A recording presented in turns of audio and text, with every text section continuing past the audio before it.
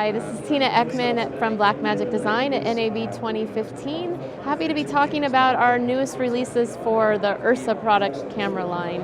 So this week we've actually announced a brand new sensor for URSA, which is the 4.6 sensor, gorgeous sensor with 15 stops of dynamic range, as well as an update for current URSA users that allow them to do up to 120 frames of rolling shutter, as well as 60 frames global shutter, and that's actually a free update for current URSA users.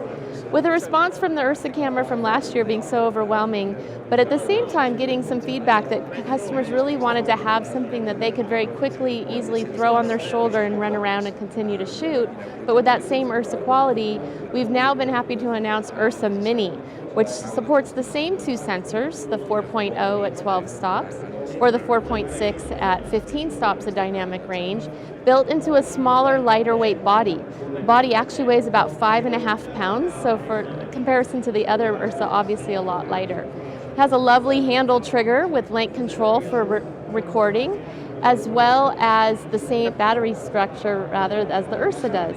So a lot of familiarity between the two cameras. A couple differences though is that the fly-out screen on the side of the URSA is now 5 inches on the URSA Mini, making a much more compact size.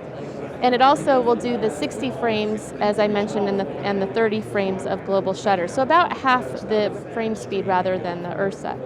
In addition to that, we pick a sensor to work with. It's not user upgradable, but because we have the new sensor size, you would either pick an EF or a PL for either the 4.0 or the 4.6 sensor. It's a very powerful microphone on the front of the camera as well, so because of the smaller size, we're expecting people to maybe not want to have as many accessories, so we're capturing that audio. But we also do have the XLR cables on the camera as well, so you can connect that way.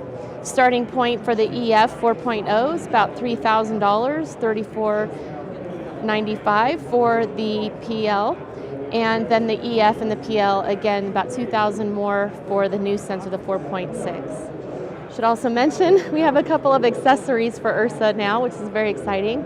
Because we have those fly-out screens, those work great during certain types of shooting, but sometimes you may prefer to have an EVF. So we now have the URSA EVF, which you can connect to either the original URSA or the URSA Mini.